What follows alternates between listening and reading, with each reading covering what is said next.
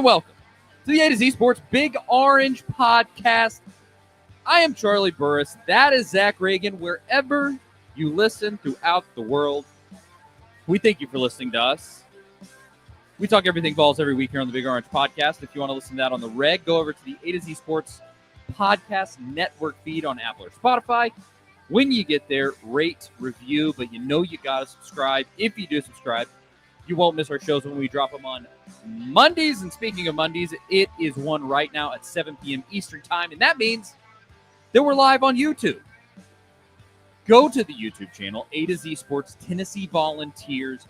Subscribe there, and if you hit that notification bell next to the subscription button, then you'll be notified when we go live. You can come hang out. You can comment. You can literally be a part of the show with us. It's always a great time going back and forth with all the folks that watch. At Charlie_Burris, at Zach TNT, at A to Z Sports, Facebook.com/A to Z Sports Nashville, and A to Z Sports.com for all of the disgusting clickbait that Zach writes on the internet. How dare you, Zach? The thing that you wrote this morning, I can't believe that you would do that, Zach. How dare you? You wrote, what was the exact headline? It was Tennessee fans need to calm down. Need to chill before they wrecked the program. Need to chill. Yeah. I mean, I get it. I am people know I'm like a diehard Mets fan, and I can be toxic. I can be very toxic at times when it comes to that fandom. But also, and it's just like you badly want to see your team win, but it's especially in college sports, it's just not productive to landing top recruits and coaches. Just some people are just like, I don't want to deal with that at all. And yeah, we can get into it here in a bit if you want to, but that's kind of the crux of it. Obviously, what we're talking about is fans kind of losing their minds over the NIL stuff and the transfer portal stuff that has happened to Tennessee in the last few days, most of it bad. Vols going into the portal, no new volunteers joining from out of the portal. And it's just between that and Cam Ward quitting in the middle of a bowl game and, just some of the stuff we've seen, this is just surely this is as bad as it gets, right? Like, we are in the deepest, thickest, worst that this will ever be at this point.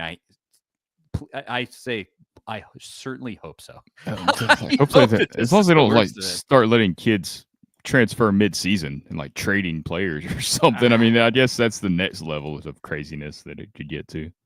Yeah, but it's a lot of fans been going crazy. Let me say, if you know the reputation that I have, at least long term here, the last couple of years where things have been going so good with Tennessee, I've been a much more positive person in general. But if you know my reputation of old, if I'm telling you to take a chill pill, it's time to take a step back and evaluate exactly what you're doing, because I am not the chillest person on planet Earth. That's for dang sure.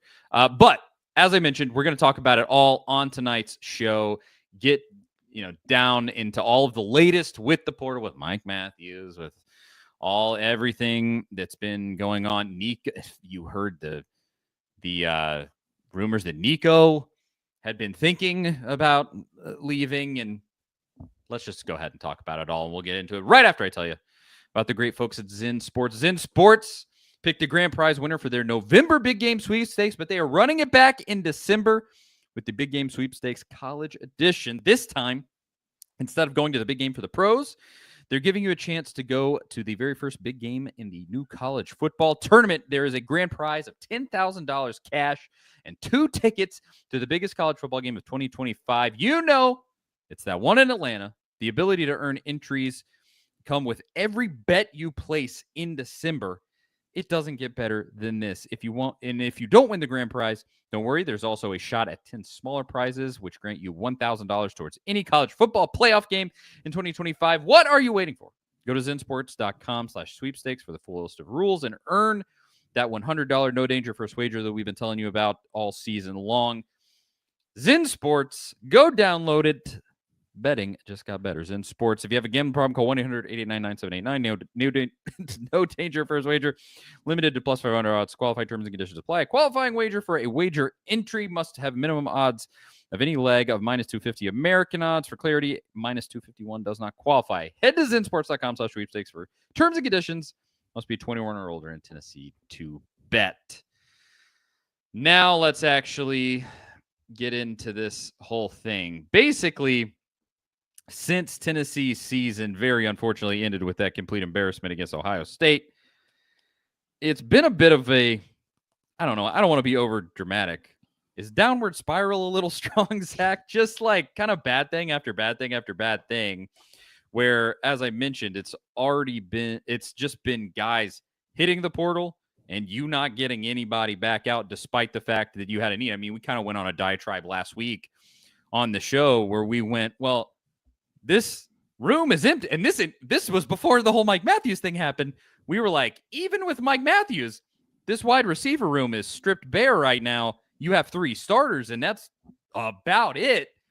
Hello, somebody. Where's the try? Where's anything? Are we even looking at any of these dudes? Turns out they are, and we'll talk about that. But I mean, I was ranting. It was just like, what are we doing? Why is Tennessee not in on any of these big wide receiver prospects when the freaking room is empty? And then Mike Matthews on Saturday night at stinking, what was it even? Midnight and 15 minutes. It announces that he plans to enter the transfer portal. The plans part is a big, big piece in this whole deal. I was hoping that a decision would be made by the time we did this show. Doesn't look like it's gonna be. Maybe if we do a 3-hour show tonight, Zach, or maybe if we got to get the midnight before with things happening. I think Nico initially, that is true, committed during our show. Yeah, Nico had his commitment during our show along with a few other guys. But the main point is that he's not in the portal yet. Like Kyle in the comments says it here. He's still not in the portal. And so you can hold on to hope until you hear one way or another exactly what's happening. But the main thing with Mike Matthews going in was that I think it really turned on alarm bells in people's minds where they went, oh, that's a good player. That's a player we needed. That's our start. That's probably our number 1 wide receiver heading out the door. What are we doing? What's going on here? Hello, somebody. Let's losing the set of dudes that you had lost to this point. None of them were overly concerning. Not to down those guys at all.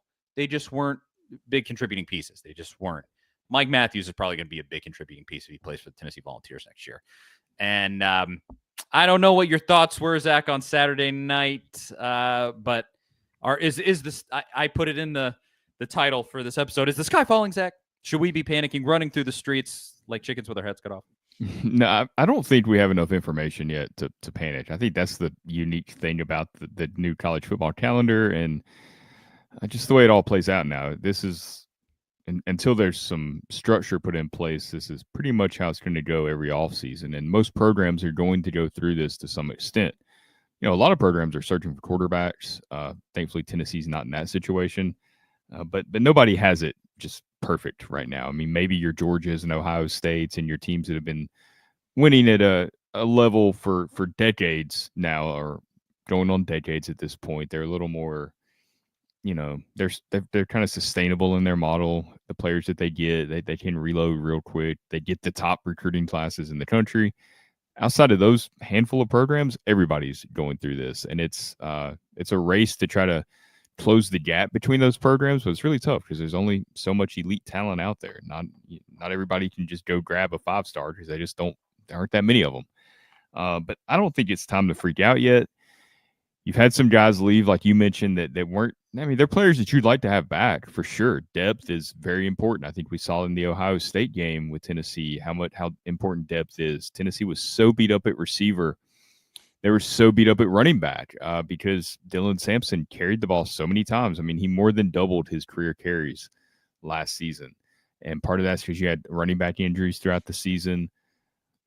Receivers, were injured because they were, you just didn't have a lot of depth there. Offensive line, we've known all year how thin you were at that position. Outside of the defensive line, it was tough to build any depth for Tennessee. So you would like to have those guys back, but Matthews is the only one that you're like, that's one you can't lose. If there was like rumblings about Arian Carter, maybe thinking about the portal. That turned into nothing. That would have been a big loss. If somebody like Jermon McCoy or something like that, those are big losses. Tennessee didn't go through any of that. That would be cause for concern if that were to happen. But hopefully Matthews, we'll see how that gets sorted out. It kind of reminds me of the Tyler Barron at the end of 2021 when he had plans to go in the portal and then withdrew from the portal a day or two later. Pretty obvious what happened there. He got the pay raise and came on back until after last season. It feels like that's what's going on with Matthews, and that's just speculation. That's no inside information on that part. I know I think there's been some reports from On3 that's talked about some of that as well. But if he really wanted to leave Tennessee, if he was like, I'm done with this place, I hate the wide receivers coach, I hate the offense, I need way more money than they're willing to pay, like he would have been in the portal already, and he would have been on the phone working out a deal, working out visits, trying to lock down a spot where he wants to be, right? Like that's the way that would have gone. And it could still end up that way. I mean, we don't know if he's going to be back or not, but the fact that this is dragging out the way it is, to me, feels, I'd lean towards him being back. I think he will, and we'll see where it goes. But that's the way I feel. I don't know how you feel about it. Yeah, I'd be encouraged the longer we go without news, because it does feel like if it goes long enough, you'll eventually get the opposite of Saturday night, where we thought we were safe, and then suddenly Hayes Fawcett with his ridiculous graphics comes out. That guy's so weird. I don't get his whole deal, but comes out and has the graphic saying Matthews is leaving, and everybody starts freaking out. You might have the exact opposite, where we've waited all this time, and then suddenly, oh, Mike Matthews is back. It does feel that way a little bit the longer it drags out. So I'm still hopeful. We could go back in about 12 hours and listen to this again, and we might sound like idiots. But it's yet to be seen. But I like Jonathan's comment here said, we aren't freaking out over losing to an opponent like Ohio State did with Michigan. We're freaking out because the sustainability of the program is at stake here. And I agree with that, because we have hawked on this show. We have hawked on so much that it's elite talent, elite talent, elite talent. You have to get these dudes in the door. You did with Mike Matthews. I mean, a 5-star guy who showed up and didn't have the season he probably wanted, but kind of your entire set of wide receivers didn't. And Nico was growing and figuring it out. Offensive line was a major issue. Which that's a whole deal all in itself, by the way, that is not even getting mentioned here. It's probably just as dire that you're not getting any transfers in on the offensive line. You got one, but one's not enough, to be quite honest. But nobody really had the year they wanted, but you did have Matthews to fall back on. You said, all right, we did get that elite talent at least, and then he's leaving. Like that, simply that cannot happen unless you replace him with, say, a guy like Zachariah Branch from USC. Now, what would be really ideal is if you could get Matthews to come back and Zachariah Branch. And the news that came out today is that former 5-star wide receiver who was transferring away from USC, Zachariah Branch, that Tennessee, I think this was Pete Nakos at On3, said that Tennessee is going to take a big swing. That was the quote that I saw a lot, a big swing at Branch. A factor with that is apparently Branch's brother is going to be a package deal there, a 4-star defensive back himself, Zion Branch. And so that's an interesting factor. And from what I said before, where last week we were ranting and raving, like, why are we not hearing Tennessee being involved with any of these top guys? Suddenly, one of the top dudes in the recruiting game is saying Tennessee's taking a big swing at this wide receiver. Now, this could mean a couple of things. It could be the thing happening with Matthews and Tennessee being shaken awake, going, oh boy, like we got to do something here. And then they get Matthews back and they get Zachariah Branch. That would be amazing. Or it means Matthews is leaving, and that's, we just haven't heard it yet. And they're desperate and they're going, oh, we got to get somebody. We got to go get this 5-star kid out of USC. We have a history with USC. Brew McCoy, of course, a USC guy there's been more. Velus Jones. Velus Jones. Chase McGrath, McGrath, king of yeah. the Alabama game. Plus, he's got a relationship with Also, Nico. yes. And so you're in a pretty decent spot for him, but that's no guarantee that you're going to get Branch and his brother. No, like everybody wants this kid. Yeah, Georgia's in there. And yes, you're going to have to throw serious money around. You're going to throw your weight around and try to make some sort of move here. And I wonder if it's desperation because Matthews is gone, or they've just woken up and they've gone, oh, we got to do more. Like, we just have to do whatever it takes. And I hope it's that. And I hope that we see it more, not just a wide receiver, but like we said, offensive line. I think you got some holes to fill in the defensive line. Defensive line, at least you have, that's probably your deepest position on this entire team. You have some nice guys coming up. But still, I mean, Amari Thomas, finally leaving after his 9th year of college. And like you have to do something there. And I guess I don't know who all. Lott is aging out, I guess. Omar Norman Lott. I don't want to speak out of turn there because I'm not entirely sure who all's doing what. It's so difficult to I know figure it out at this unless point. they When John Campbell declared for the NFL draft this week, he was a 7th year senior. Exactly. Where else were you gonna go besides trying to go to the NFL? It's you just you have some stuff there. I would definitely concentrate on wide receivers, offensive line, maybe even running back.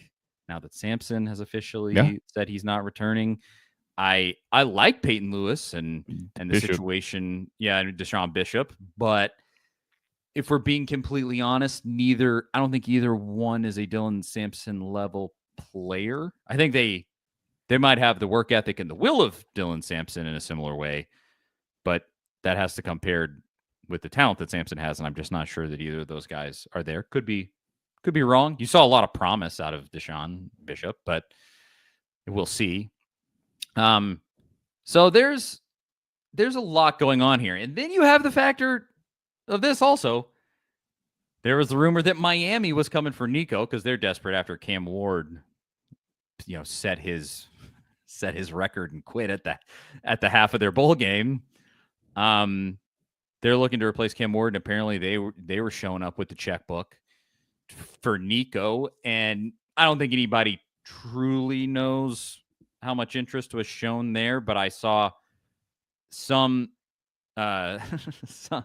some speculation there that I'm trying to read. Are you bringing these comments up for? No, I was trying to get rid of our Ohio State spammer there. Yeah, I saw he was kind of pissing. He was moving too quickly there for a second. I didn't know if you wanted me to read something there that you were bringing No, up. But not that, guys. Yeah, but there was that speculation that the whole Mike Matthews situation may have been spurned on by the fact that Nico was thinking about leaving. And Mike went, well, if this guy's leaving, I'm definitely not sticking around. And there was kind of a domino effect there. Maybe, again, complete speculation there, I think, even from the folks that posted that. But and that would make sense, though. And I think that's more of a situation where all those rumors and stuff are out there, and Matthews is like, just in case, I've got my stuff there in case he does do something out of nowhere and they've kept it quiet, then I'm not stuck here. I think that's reasonable to maybe think about. And that's not a bad sign if it is. I mean, that's just like you got to take care of business type deal, in my opinion. I don't think it's just that, though, and I'll tell you why. It's the whole Hayes Fawcett thing. It's him having the graphic ready to post, which means somebody, whether it was Mike Matthews himself, somebody on Mike Matthews' team, an agent, a representative, went to Hayes Fawcett and said, hey, here's a tidbit for you that, Mike Matthews, because that went up, and maybe there's some inside line that Fawcett has there that I'm unaware of, but for the most part, you see that a lot with guys who are maybe doing something like putting their name out there to try to get it in front of people, or try to get it, try to sort of force their team's hand and say, hey, you cut me a check, or I'm going into the portal or something. I just see that like it was a public announcement, essentially. Like the public announcement was ready to go and right there. And it makes me think it's a little deeper than him just being careful just in case Nico went to the portal. Maybe it was just that. I hope it was just that.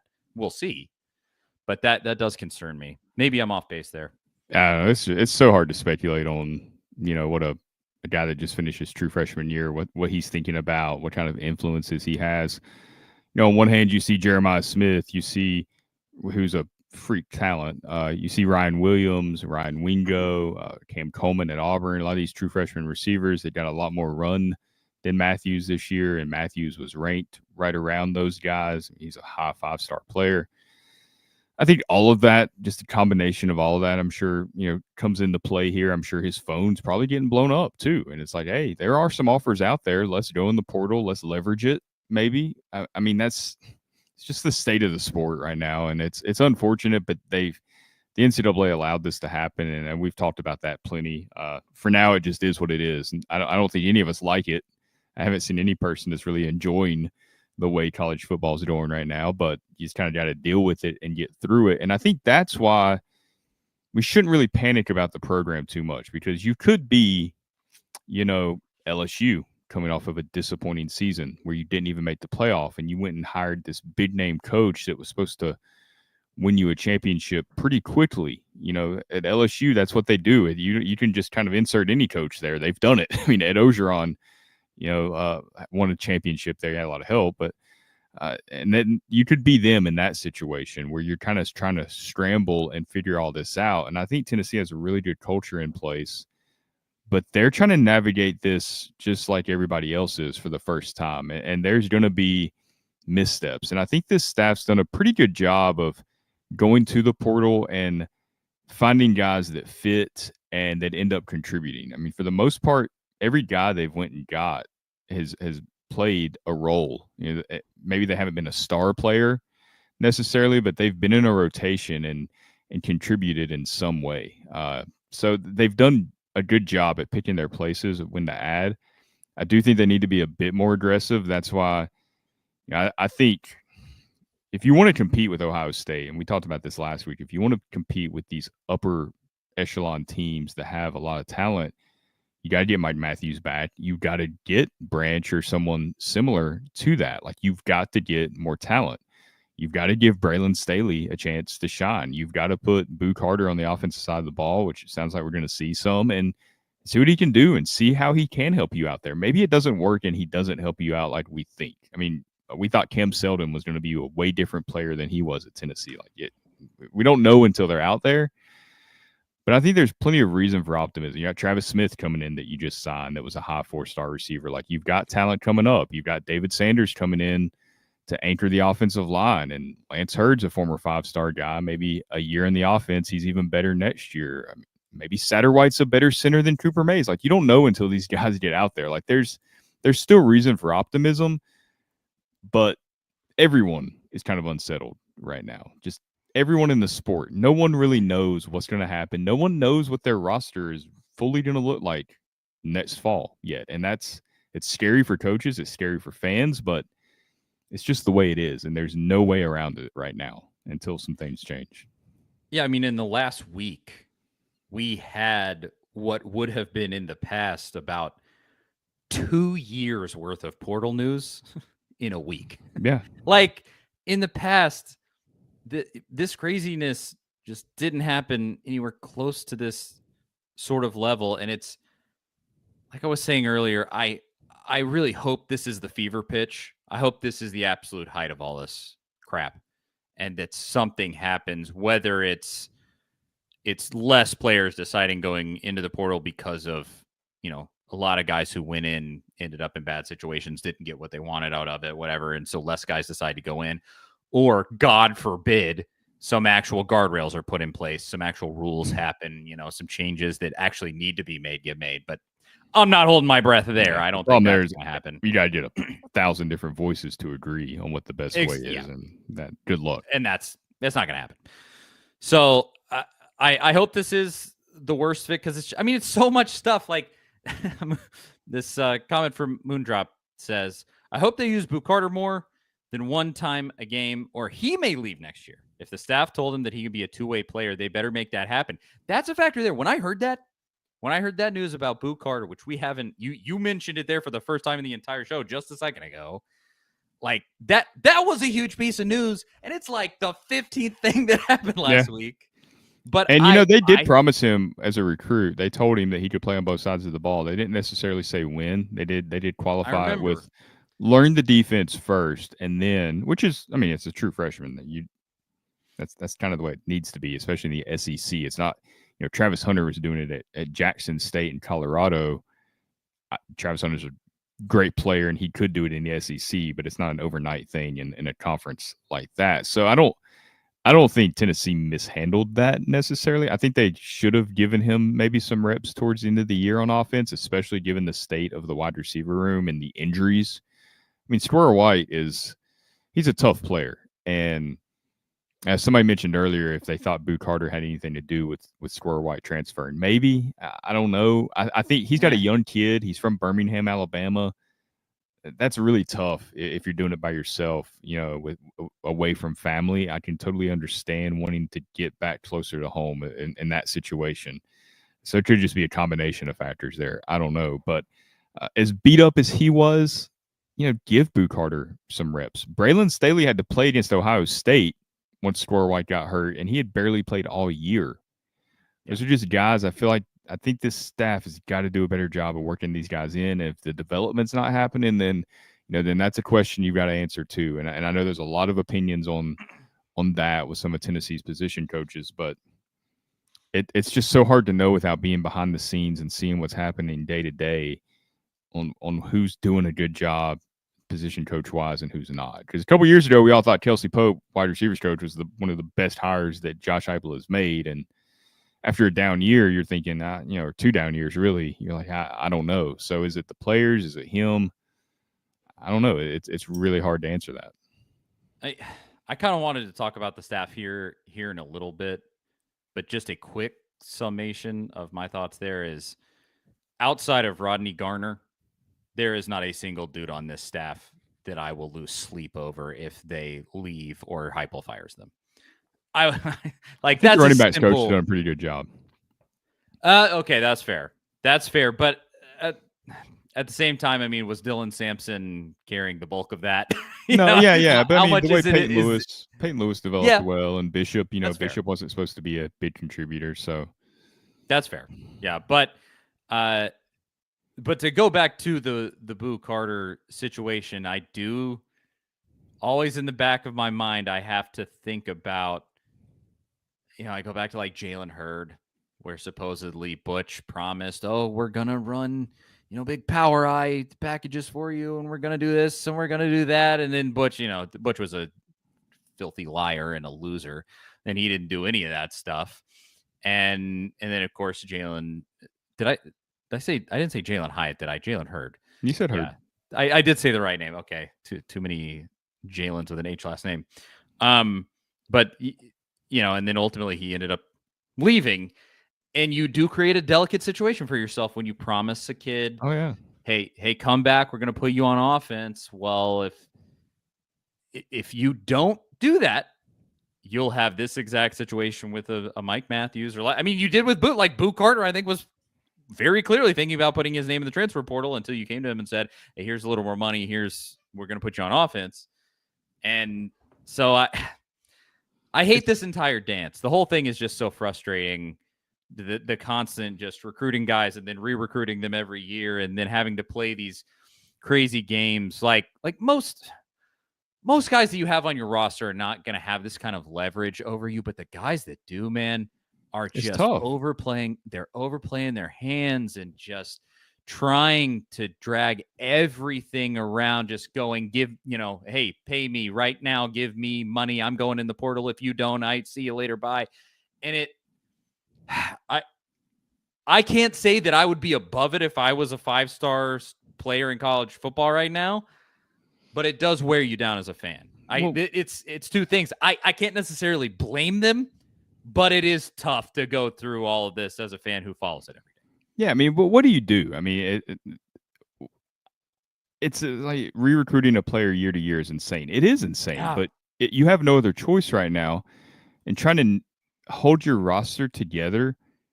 I mean, look, Tennessee has a great culture. I think we all know that, and I don't think anything that's happened in the last month has made me change my mind on that. But it's not a cult.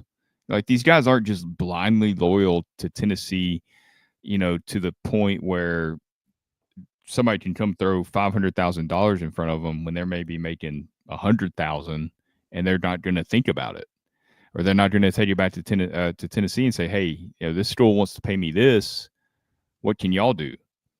And then you've got this budget, and you've got to see where that fits in there. And then when you add in what you were just talking about, where you're trying to like Mike Matthews, for example, or the Boo Carter situation, where you're having to make promises because you don't want Boo Carter to leave, right? Well, what if he's not good? What if he's just not an offensive player? Like, I'm not saying that that's the case, but Yeah, what if he's not? good point. What if you get him in practice next fall, and in the spring you're like, we cannot play this guy. He has no clue what to do out there. Like, what happens then? He gets mad and leaves, and when he would have been still your best safety on the field. Like, there's just, you make these promises, and you're going to have to make promises to keep some of these elite players, it sounds like, but you don't know that you can keep that promise. Like, you just don't know, because they might not be good enough, and you cannot play a player just to play them in the SEC. Like, you'll get beat. You will lose. I mean, we've seen this season, right tackle blows a block, and it messes the whole play up, and nothing works. Like, one player on each side of the ball can mess everything up and can lose you games. So you've got to put your best 11 out there no matter what. And it's hard to do that if you're making all these promises. I don't care if they're a 5-star player, 3-star player. When the lights come on, it doesn't matter what recruiting ranking you were. You got to go out there and show up. It's a really tough spot to be in. And I think Tennessee's doing a pretty good job of navigating it. They're keeping their roster together for the most part. Like we said, Mike Matthews, who isn't technically not in the portal yet still, they haven't lost him. That's the only one worth, really raising your eyebrow about and be like, oh, that'd be pretty bad. Other than that, like, every program is losing some of these guys. Every single program is losing these depth guys. And, you think about the names you hear, but you don't think about the names that you don't hear. Like we mentioned Jermon McCoy earlier. He probably could have put himself out there in the market and got a nice payday. James Pierce last year, we never really heard a peep about that guy thinking about it. Maybe Joshua Josephs, who's set to step into a even bigger role with Pierce likely going to the NFL. He still hasn't announced anything yet, but I'd be surprised if he doesn't. He's supposed to be a first-round pick. A lot of these guys you haven't heard anything about with the portal. So you've got to give some credit there too when you do have Peyton Lewis, the way he came on this year. There's a lot of guys that could be making some noise and could be flirting with the portal that aren't. And I think that's, an unrecognized testament to what Tennessee's doing here. And it's not going to be perfect. I think that's the thing that fans and us, media, everyone has to accept, is it's not going to be perfect. There's going to be some guys that leave that you don't want to leave because, maybe they've got bad influences. Somebody's in their ear, family. I mean, you never know the situation, but it's going to happen no matter how good your program is from time to time. I mean, a guy that nobody is talking about is Chris Brazzell, and you haven't heard of peep? And he's in this embattled wide receiver room because this is another thing that happened this week that we haven't even talked about. You had Caleb Webb, who a wide receiver who transferred or is in the process of transferring from Tennessee. He's coming out and tweeting about this kind of hate its looks, at least. I don't want to ascribe, true malice to him because it hasn't just been screw Tennessee or anything like that, but kind of mocking stuff on Twitter towards the whole situation. And, Chris Brazzell, who transferred in and didn't have the season that he probably wanted to have, he's staying put. He's hanging out, and just you haven't had to hear anything there. And he's I think at worst he's your wide receiver 3 next year. And I there's something to be said about that. Caleb Webb committed to Maryland. I missed that. So yeah, he went through the whole. Caleb Webb went through a weird deal. We might have talked about it, where he committed to Wake Forest on a Friday, and then their head coach resigned on Monday. And John Curry, our good friend John Curry, the athletic director of Wake Forest, had a new coach in place like the next day. So there was some shadiness there too. And then Webb's back, back in the portal briefly before he goes to Maryland. So that's the perfect microcosm of or a perfect way to explain to anyone the perils of the portal, because you Yes. really don't know. Once you go in there, you don't know who's going to be interested, and you really don't know what you're getting into. Like you've got a couple of days. Like he decided on Maryland in like 2 days after the Wake And Forest deal. You have no clue what you're getting into. And so many of these guys, like you don't, and hopefully they know this, but you don't have that leverage. Nobody's fighting over Caleb Webb to stay. No offense to the kid, but you're not a guy that they're gonna throw a giant paycheck at. And I don't know if he was hoping for that. I bet he wasn't. And they can't really. There's limited funds. Yeah. Period. And so that it really does have to be a pretty, and I don't know what the right word is, daunting prospect to just go, I'm going to throw caution to the wind, go see what my options are. You may end up at stinking, East Mississippi Community College. Like this, you don't know how that thing is going to go for you and exactly what your draft stock is, so to speak.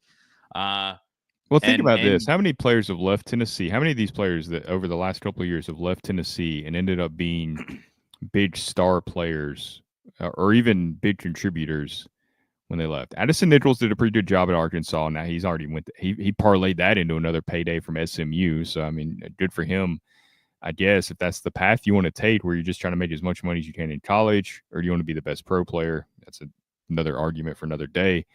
Most of these guys, a lot of them you've never heard a peep from after they left. Jimmy Holiday, the other wide receiver that left with him, Jimmy Callaway, Walker Merrill, who has already left Wake Forest, couldn't even get on the field at Wake Forest, Jack Luttrell that went out to Arizona. Like even Tyler Barron disappeared in the second half of the year at Miami, and a lot of Miami fans were displeased with the way that he played. I mean, these aren't high level players or future pro players for the most part. Do you want to chase that payday, which isn't going to last? It's not life-changing money. I mean, it's good money. It's a good way to get a good start. I mean, nobody's going to turn it down. It's good money, but it's not. You're not setting yourself up for life if you're taking a $200,000 check from Maryland at the most, maybe to be a wide receiver for a year. Do you stick at Tennessee? And obviously, there's tons of opportunities. Jacob Warren that just left Tennessee had tons of opportunities because of the way he got involved. I mean, he's from Knoxville, but the way he got involved in the community and put himself out there, and he really went out and earned his NIL dollars, right? Like, and he stuck around, and he probably could have left and taken an easier payday by playing at a Maryland or a Wake Forest or one of these programs like that. But, he stuck it out, and I bet long-term he's going to be happier that he did that. And, Tennessee fans know as well as anyone that the Knoxville area, like they take care of the ex-Vols. I mean, how many ex-Vols that are not from East Tennessee have stuck around and made their lives there and been involved? Eric Ainge, Jason Swain, all these, I mean, tons of guys. So there's something to that maybe Tennessee can sell more some way. I don't know, but it's not always the best decision. It's the grass isn't greener type deal. And I know that's cliche to say, but it's so true. And I think in looking back, some of these players, some will be very happy with their decisions, and sometimes it is the right move to make, and it's a smart move to make. But more often than not, it seems like it's not. Ronnie asked to guess, and Moore hit the portal. Yeah, he did. And to me, out of anybody that went to the portal, his might make the most sense to me, because I think you saw real promise with him. I don't think he's an SEC quarterback, no. But he's a potential. I mean, I would say Big 12 quarterback.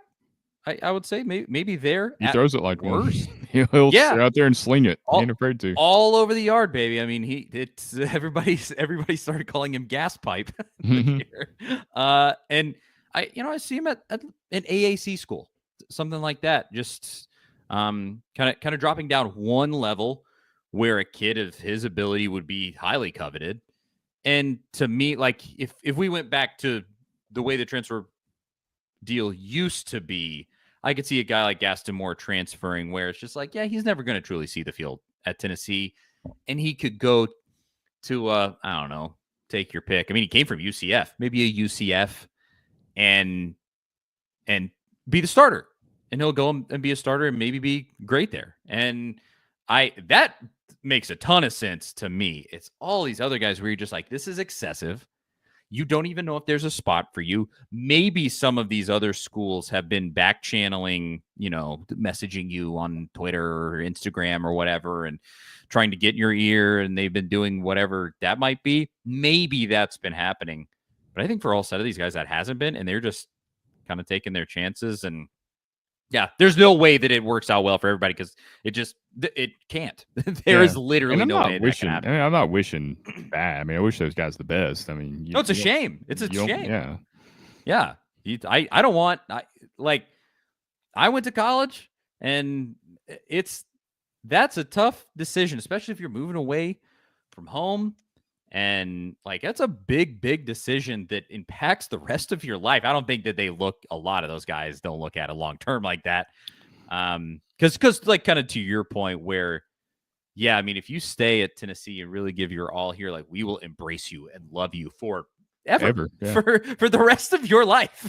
I mean, and you don't even have to be fans of you. A great player. Like Jarrett Garantano, perfect example. I think it's been great the way that he had to step away for a time because the negativity was there. And look, there was times he didn't play very well at all, right? I mean, that was a rough time for Tennessee. We know his whole story. And, even after he went to Washington State for a year, I mean, he spent 5 years at Tennessee, comes back around. He's embraced by fans because of the appreciation he shows for Tennessee and the way he stuck it out. I never thought he was going to stay in 2020 because he could have left as a graduate transfer at the time, went to Rutgers or somewhere back home, where he's from in New Jersey or really wherever, and probably played and had to deal with a lot less the headlines and people like us talking about, how he had played the Saturday before. But that's a perfect example. You don't have to go out there and be Hendon Hooker where you just take the or Jalen Hyatt or any of these guys where you take the field by storm, take the season by storm, whatever. You can be a Jared Garantano. You can be a Jacob Warren. You can be some of these, just give your all and stick it out and be a Vol, and the community will take care of you. But that's a really tough thing to tell somebody when somebody's dangling a 6-figure payday in front of them and Tennessee can't match it. Yep. That's definitely true. Strange times. It is. I mean, who would have thought this is the way when NIL first started a couple years ago? Who would have thought that this is the way it would all go? That these are the conversations we'd be having every single offseason of who you're gonna get, who you're gonna keep, who's leaving where. It's sometimes you get some pretty big names too that leave, and it's wild. It's really hard to understand, and it seems like nobody's really safe. Like anybody from any program could go and it would not be a shock. Like even Jeremiah Smith leaving from Ohio State, I don't think that would happen, but if he decides that the quarterback situation, I don't know if Will Howard's staying, or I don't know I think he's gone after this year. He had some time at Kansas State. If he says, I don't want to play for him, I want to go play at Texas with Arch Manning or something like that, wouldn't surprise me. One bit, not in the slightest. Yeah. It's Alabama lost Caleb Downs to Ohio State. Some big names end up flying around from big programs. That's the other reason that Tennessee's never going to be immune from this, no matter how good their culture is, no matter how many games they win. It's always going to be a battle till you get some guardrails up, like you said earlier. Yeah, I've always been a massive proponent of getting these players paid what they deserve, and I'm still very happy to see it. But there has to be some amount of structure here. Nobody runs a business and just has freewheeling, everybody can do anything. And, if they're talented in the slightest, they can go out to get recruited by another company and come back to you and try to force your hand. There's structure to all non-competes and some things like that after you start getting paid and you're much more of an employee type, these rules can be imposed. And right now, at the way that this has played out, I mean, you got to do something. something has to happen. Where maybe you have a contract period and the player cannot, Yeah, like in the NFL, it's got can to be similar to the NFL. And contract period or something. Kenneth mentions there, like, how is the NFL salary cap legal? Well, they have a collective bargaining agreement. They have a Right. players union. They have to have college would have to have those things in place. Really, I think, to even have a chance to get this right, and that's gonna be really hard to get people to agree on. You see how when a CBA expires in almost any pro sport, there's labor, stoppages. Sometimes games are missed. We've seen it in the NFL, the NBA, MLB, NHL. I think the NHL canceled a whole season at one point, right? They Didn't they? did. Yep. So if it's that difficult to get 30, 32 pro teams to agree on something, just imagine at the collegiate level how difficult it's going to be. But I think that's probably the only way to save it. That's a pretty in-depth conversation we'd have to have one day, but that's seems like the only reasonable way that you could really fix this whole problem quickly. Yeah, I mean, that's a can of worms that's a million miles deep. Like, Yeah. you could talk through that 100 different ways. Like, it's easy to just say, oh, we should pay them like employees. Think that all the way out. Like, what exactly that would mean. And what specifically, the conversation gets really tough. Like, what does that mean for smaller programs that, like, they can afford that? None of these places outside of your big players can afford that. All of these, generally speaking, all the smaller programs lose money. And even some of the major programs, like at a typical SEC school, even, I don't want to speak too out of turn here, but I'm pretty sure this is true. Your baseball team loses money. Well, It I does, said like Tennessee lost across like the board. millions in a national Yeah. championship year. Yes. And that's probably a function of the fact that they don't sell tickets because their stadium holds like 2,000 people, but whatever it is, it's not that much more than that. But even then, your baseball team lost money and you won the national championship this year. Yeah. Like, it's not so easy. It's just like pay them like employees. There's That's a point so that many people layers. have brought up recently is, can any program afford to be an everything school in this new era? Because if your baseball program's losing money, I mean, the NIL, you're having to pay football players, you're paying your basketball team, which is ranked number 1 in the nation, and your baseball team's the best in the nation. I mean, that's not cheap, right? It only goes So so and far. your football team, despite some of the sky is falling rhetoric from some people, it's a playoff team. It was one of only 12 playoff teams. Ole Miss wasn't, South Carolina wasn't, Alabama wasn't. I mean, Tennessee was. How is that sustainable? I mean, and that's not even counting softball and all the other sports that Tennessee's been quite good at lately. I don't know. I mean, that's a lot of money. And how long can you keep doing that? Because you're going to have some big misses. Eventually, you're throwing around this much money with amateur athletes, young athletes. You're going to spend $2 million on a player, and it's going to backfire, and it's not going to pay off. And then, then you're going to want to spend $2 million again on the next one. And the decision makers, people that write the checks, are like, I don't know. Should we do this? Last time it was a complete waste of money. I mean, it's a lot of complexities. You're seeing some of these numbers come out for what schools spent on NIL. Was it Texas or somebody? It was like $25 million. $25 million. So, and I think that was just football. Maybe there were just. I know Ohio State was rumored at like 20 something. Yeah, 20 something million. That's just football. So what do you have to pencil in for your entire 40 million? 50 million? If you like what? Yeah, it's just going to keep going up. Yeah, for now, and like, until like, Scotty in the comments is talking about the market will correct itself, and I think we all believe that, because that's how it, like, is not sustainable. But when, like, at what point does that happen? How long does it take? I mean, there's no way to know. I've said a lot. I do think it will get to the point where the players who had really terrible experiences in the portal start talking to each other, and those stories get out there, and kind of some of the follies of the portal start, like, that news starts spreading around, and then you don't see as many guys going in. If there's some way around just all of this incessant tampering and all of this just guys just at every single turn having a whim and going, I might hop in the portal, give me money. Like that just I don't know exactly how you guard against that and what can be done, but you got to hope there's something. I don't think the solution is going to fall out of the sky, and I don't think the solution is suddenly going to be, oh, pay them like employees. It's just not that easy. Huge conversation. I don't want to.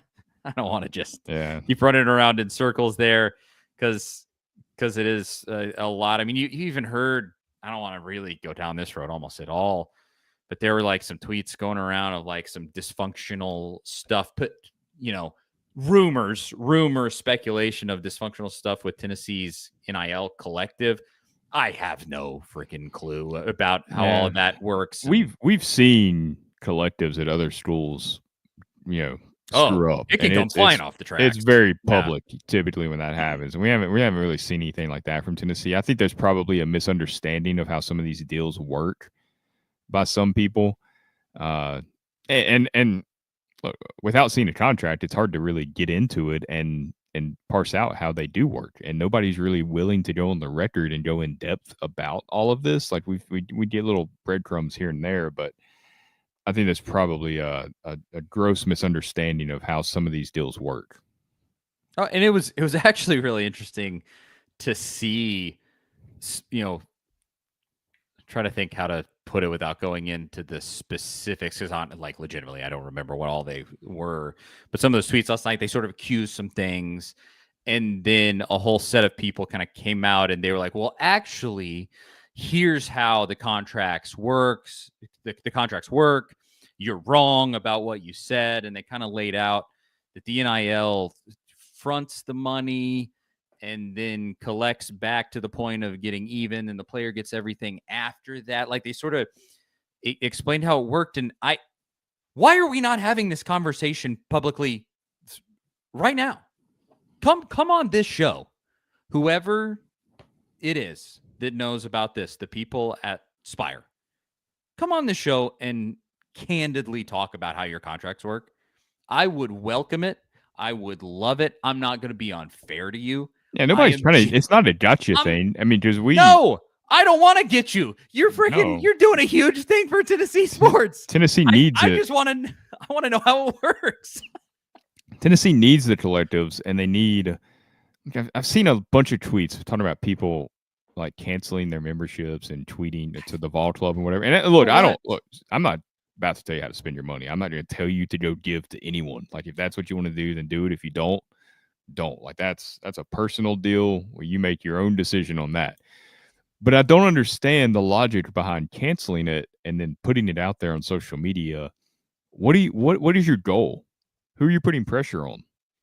Yeah. Other people to give money to up the spending when there's then less money coming in to the school? Like that, how's that going to help the school, the program? I don't understand any of the logic behind that. I think it's just like a cathartic thing that people are doing because they're frustrated about maybe the Ohio State loss or some players going to the portal or not getting them. I don't know, but that's a bizarre thing that I do not understand at all.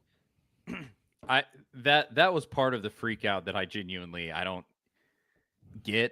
Even if the NIL is dysfunctional, does it really benefit anybody to air out that dirty laundry and have people cancel? I mean, it would really depend on the dysfunctionality. I mean, if like I don't know, that was an odd thing that I saw pop up where I was just like if you don't want to pay it, don't. Like nobody's forcing you to. You don't have. You can be just as big of a fan. It doesn't matter. But putting it out there on social media like that and just grandstanding over it, I don't understand the end game there. It's bizarre. And like I said, I mean, I'm not here to gotcha anybody in NIL. No. I just want to know how it works. I don't want that with anyone, really. I mean, I hate the gotcha stuff as it is, and it's not. I think that's what anybody really wants. Like you just kind of want to have a discussion and just understand it a little bit better, because I don't think anyone really understands it, because it's rumor, it's hearsay. It's you hear this from one person, you hear that from another person. Every program seems to have a different approach because there are no guidelines. We call it the Wild West so much because it really is. That's the biggest thing, is you just kind of want to know how it works, so you have some sort of understanding of what's happening behind the scenes when these players are leveraging for new deals, why they're leveraging for new deals, what's it coming from? Is it outside pressure? Is it other offers? Is it because a teammate got a raise and they want it? I mean, that's an aspect of it that you have to manage as well, is the egos in the locker room. And I don't care, again, how good your culture is. That will always be a thing. There will always be a couple of people at your job, in a locker room. It's like, oh, that guy's getting paid that much. I feel like I should be getting paid more than him. Or, that stuff happens. It's natural. It's human nature. I mean, that's just another part of it you have to deal with if you're at college right now. So get a little behind the scenes on it would be nice to be able to, man, you shut up some rumors, to be honest, with it if you had a little bit more knowledge. You definitely would. More information would help everybody. I think it would ease some of these freakouts from people, and I think shedding light on the situation, like kind of crowdsourcing like that and saying like, hey, here's how it works. Sometimes you can find great ideas that way, and going like, why are we doing it this way? Why wouldn't we do it this way instead? And you never know exactly what would happen if you can just get out there how this process actually works. You are finally getting to where some of the players who have been involved in some of these big sort of NIL snipes, where, oh, you heard like, oh, Lane Kiffin was out here tampering and then Ole Miss gave him a ton of money. And those guys are going to go to the NFL in the next couple of years. Oh, yeah. Not going this year. Please, one of those guys go on Barstool or whatever, and please tell us how that entire thing went down. Like in excruciating detail. I want to I want to know. Some people have said a few things. I think Jalen Hyatt, I'll have to look it up. I can't remember now exactly what it was because it was right after he went to the NFL. But he talked a little bit about NIL. It was like that wasn't a factor in him declaring for the draft. Like Tennessee was willing to give him like what they thought was right and all that. Yeah. Like that wasn't the reason he left. Like he wasn't going to be enticed to stay. And I'm sure that's probably the case with Dylan Sampson. Like they probably would have paid him, but you're not going to pass up when your draft stock's that high, especially if you're a running back. But I think we'll start to hear some stories in the next year or two, and especially after that, from these guys that live through this current era and the craziness of it. Quarterbacks specifically are the ones I'd really like to hear from, because those are the ones that are the most in demand, and they're having the biggest money thrown at them. And you don't even have to be like a top 5, top 10 college quarterback to start getting 7-figure deals. It's wild.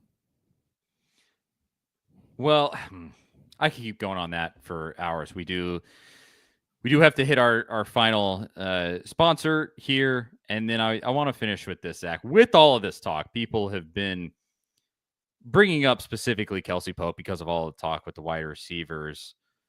But do you think a staff change should come, for one? That's one question. And then, do you think it will? Is that even realistic? Like, is it worth talking about?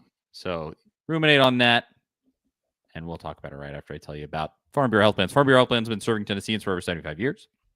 Much has changed in Tennessee over the years, but some has stayed the same. Farm Bureau has always valued personal relationships, especially when it comes to good health and good service. Plan on Farm Bureau Health Plans for health, dental, and vision. For better coverage, better rates, and better service, go to fbhp.com/ATOZ or walk into one of their 200 plus locations across the state. That is fbhp.com/ATOZ.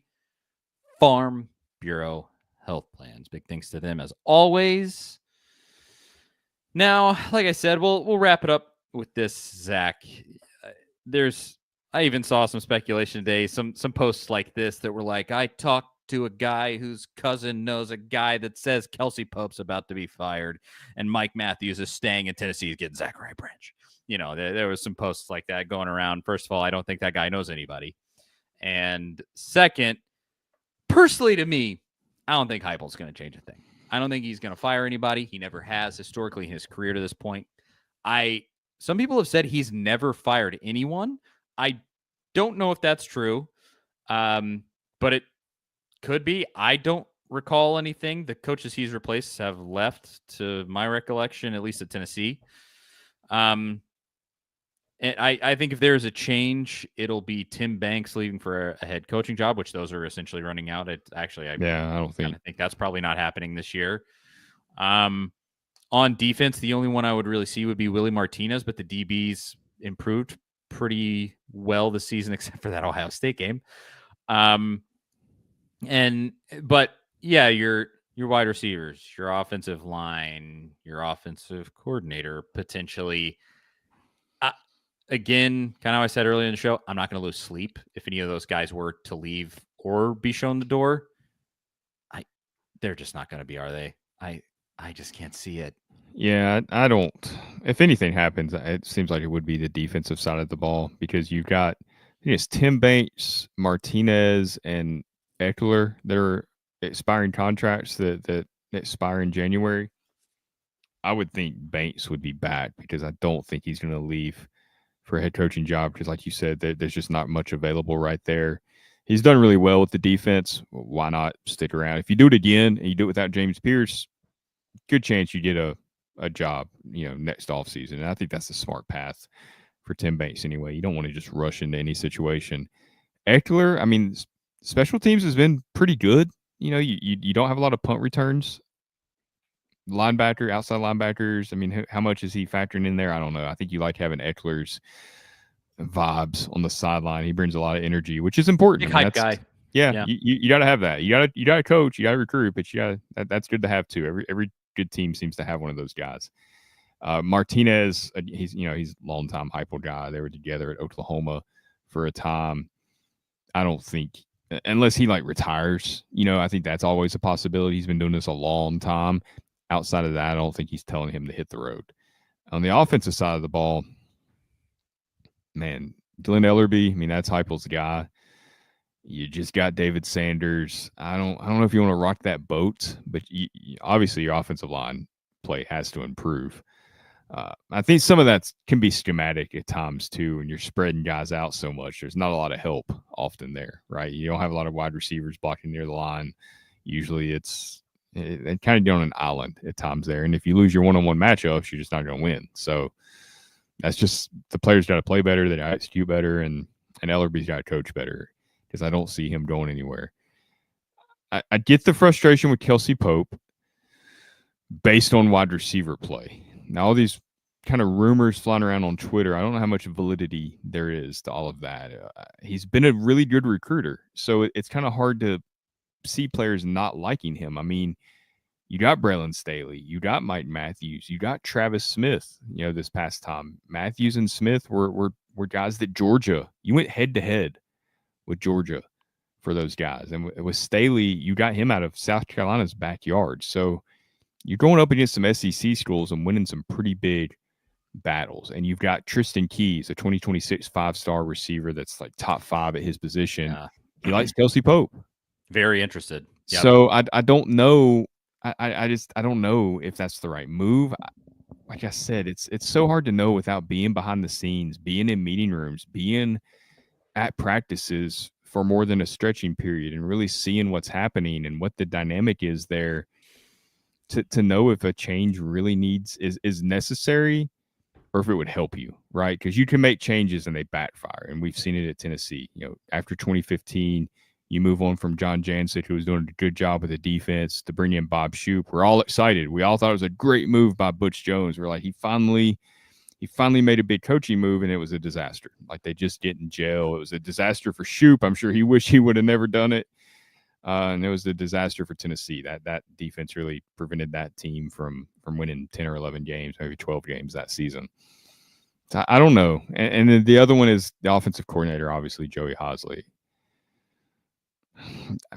There's just not been a lot to be impressed with yet. And I think Alex Golesh was more creative on offense. I think he was more confident in his play calling. I think he had a little pettiness to him that on game day just kind of made him more aggressive and more, we're going to beat these guys no matter what mentality. With Hosley, I don't know that you don't know the real play calling scenario, right? We're pretty sure that Golesh was mostly calling plays at this point. He has said that he was, since he's went to USF. He has said that Heupel gave him that and that it was a big deal. He's talked about that. I don't know that Heupel trusts Hosley with that, and that's a lot for a head coach to coach a game and to call plays, especially in college. It's really tough, I think, for an offensive coach to do that and manage everything. And you're not seeing the field, especially in this offense where everything's so spread out, and you're trying to see how the defense has decided to play you that day. Those eyes in the booth are really important, and I think Golish was the advantage there, and Hosley's not the advantage. Like, he's not giving you an advantage there. But that's another guy that's been with Heupel for a long time, almost 2 decades, dating back to when he was a player at Oklahoma. Do you demote him? Do you leave him as your quarterback's coach and bring in somebody as a co-OC? Because Alex Golish, as good as he was, he's the one guy that Heupel's hired recently. He hired him his last year at UCF that he had no real connection to. I mean, he came from Iowa State. He'd been with Matt Campbell. He hadn't really been in this Heupel coaching tree deal. So he brought in some outside ideas, obviously, and they worked. They worked really well in 2021 and 2022. And back to Pope real quick. I thought something interesting. If you did make a change there, there'd be all kinds of names thrown out there, but they've got to be realistic names, right? Like, you're not going to go get Brian Hartline from Ohio State. Like, that's not going to happen. Probably not. But in 2021, your receivers, that first year, that was the one year that we saw guys that were brand new in that system thrive. Cedric Tillman, Valus, Javonte Payton. They didn't need, and those guys hadn't done much at all before that year. Cody Burns was your wide receivers coach that year. He's back at USF. He just went to USF with Golish because the Saints didn't retain him this past season when they made a coaching change. So if you did want to make a change, that's the easy route to go down, I would say. I kind of hate saying this because position coaches, there's almost nobody on a football staff that works harder, because they're the guys that really have to do the in the mud recruiting stuff, and they don't get paid as much as you wear a lot of different coordinators, your head coach. But the tough truth about those positions is that if you get rid of one of those guys, there's 1,000 dudes lined up that want that spot at a place like Tennessee, and you could take your pick basically from anybody below the SEC. Yeah, you might not get a dude who comes from LSU to come be your wide receivers coach, because what's the point? When you're a wide receivers coach, the next move you want to make is up the defensive coordinator if you're at an LSU. But like, I don't want to say that to act like they grow on trees, but there's 1,000 guys who would grind like crazy as a recruiter for you, who would potentially have just as good results on the field, and maybe in a Cody Burns situation, potentially better. And so again, if that change was made, I probably think it's a good thing, even with that recruiting element out there. Yes, he got Mike Matthews. Yes, he's made good steps there. He has good progress with some 2026 guys. Ultimately, that there's at least if you're not getting production from your wide receiver position, eventually you're going to stop getting those guys. I get it. Right. You're right. Exactly. So you have to think about that. And at the end of the day, you're showing up for Josh Heupel. You're showing up for this head coach, because I think a lot of guys gotta know their position coach is vulnerable to leaving for something better, for somewhere else. Like that, it's a pretty transient position. Like, oh, offensive coordinator has opened up at Louisiana Monroe, I'm gonna go take that because it's an upgrade, like that sort of thing. And so you're showing up for the head coach at the end of the day, the program at the end of the day. And I wouldn't mind it. I'm pretty much with you with Halsey, completely uninspiring. I think it would be good to get fresh blood in there. Defense, I'm fine with leaving it overall. Obviously, this year with the defense was as good as it's been. Why would you fire a guy that just had his best year? I don't agree with all of his decisions. I think Banks called a terrible game against Ohio State as one of his worst moments as DC. But at the same time, you had a really excellent year overall, and so don't throw the baby out with the bathwater sort of deal. It's a tough matchup too. Yeah. Oh, well, exactly. Tougher than we realized. Yeah. You got ambushed. So there you go. But on the offensive side, if changes were made, I'd be fine with it. In no way do I think Heupel's going to do that. I don't think he's going to change anything. I don't think, and it's not necessarily that I'm like, oh, he doesn't have the intestinal fortitude. I think it's just the guy that he is. He's just he likes his guys in there And that that's work with important him the way he to an wants. extent. Yeah. I think with Heupel and potential staff changes, I think this is the most important part of it. It's not who, it's not what. It's got to be. He can't do it out of public pressure. He cannot make a move and be reactive to what the fan base starts calling for. If he's going to make a move, he's got to do it because he believes in it and he believes that this is what's going to make the program better. And he has a vision for who he wants and how it can be better. Like, because otherwise, I don't think it's going to work, because you see those moves made from time to time when they bend the public pressure and they kind of go down that path. It's not to say the fans are wrong or right. Like, it just, you're not in that room. You don't know the personality dynamics. And it's more than picking a coach from a Wikipedia page and saying, oh, they work together. That could make sense here. I mean, if you just looked at Wikipedia pages when Jeremy Pruitt was hired, you say, well, Mike Eckler would be a perfect fit here. They were at Georgia together. Well, they hated each other. They couldn't coexist. Like, you never know what kind of dynamics are happening there. And these guys are around each other a lot. Like, that's, if you want to win, that part has to work. Like, you're challenging each other. It's not got to just be a buddy thing where everybody's smiling and laughing all the time. You want that as much as you can, but it's got to be competitive, and you've got to bring out the best in each other, but you got to be able to work together to some extent. Like, you've got to be able to have a productive working relationship. And if you bring the wrong guy in, we were talking about it before the show started, when Jeremy Pruitt hired Jimmy Brumbaugh to coach the defensive line without even interviewing the guy, and then fired him at halftime of the Kentucky game, and then coached the defense. Like, you run the risk of running into those types of situations. Like, you gotta make the move because you believe in it. If you're Heupel, that you think this is the best thing, it can't just be because me or you or somebody tweeting about it. It's got to be his decision. Jimmy Brumbaugh, man, what a pull that was. I said it to you before we started. Like, I had completely blocked out of my mind that had happened at all. What a funny thing. I think about it once a year, I think, and it was just recent. Incredibly random, but genuinely, I mean, that game was like, that was the end of Pruitt, essentially. Yeah. It was a big day, weirdly. But yeah, it's a good point. I think there is validity to wanting guys around you that you truly enjoy working with, and I think Heupel's a guy that toes that line. And you don't want to get too lost in the sauce to where you're just surrounding yourself with yes men. And I do get the feeling that's happened to a certain extent on offense. And I obviously I can't say to what extent. Maybe Halsley does just stink. I don't know. I think he's probably more of a yes guy, and I think Golish was more willing to challenge and to be aggressive and to say, hey, like, to push back and to put stuff in and to be a little more trusting and dynamic on offense. I also think he instilled this sense of confidence in his quarterbacks with Hooker and even Joe Milton that we haven't seen as much since he left. And that's the biggest thing that Nico, aside from the protection and wide receivers catching the ball, just his confidence. Anytime you see him get, I don't know if we talked about it or not, you see him get hit, and all of a sudden he plays better. Like, it's like all that stuff goes out the window, and he just goes out there and plays. You got to get him to that, and that's true for any quarterback. That's every single quarterback that takes the field has to have that mindset, and that's one of the hardest things to get to. I think that's one of the biggest things that holds quarterbacks back is the mental part, and I think Golish was really good with that part.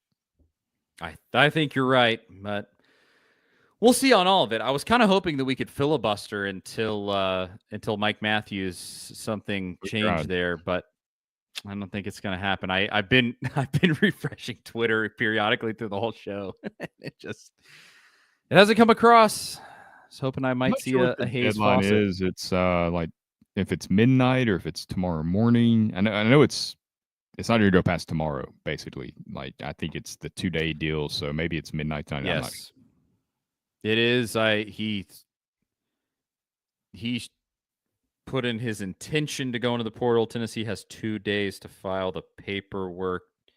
I think 48 hours would be midnight tonight, if the timing is correct in my head there. For midnight 2 nights in a row here then. Tonight and New Year's. I guess so. What if it was tomorrow night? It would be nice if it had coincided with New Year's Eve. That would be right. Right at midnight, we learned that Mike Matthews is coming back.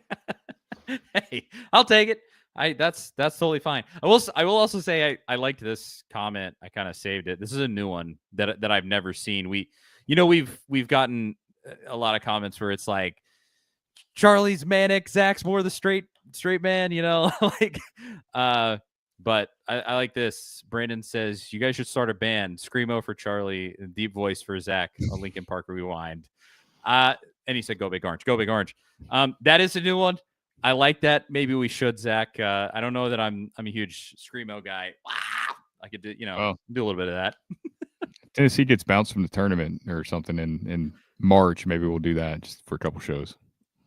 Yeah, this will become a Screamo podcast. That's how we're starting a band. But all right, that's the show. Thanks to everybody for tuning in, and thanks everybody for subscribing to the YouTube channel. It's been blowing up, and I was just seeing we had like 100+ people listening live just a minute ago, and it's like for some channels around that's not monumental. For us and the slow growth that we've seen, that this channel is nearly brand new still.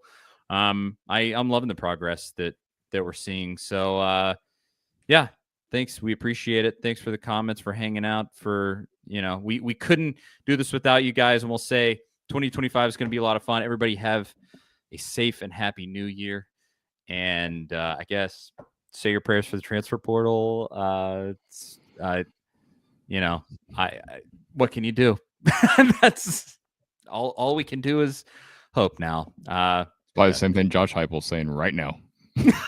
Yes, say the same exact prayer that Josh Heupel is probably saying at the moment. That's all we can do is hope. Yep.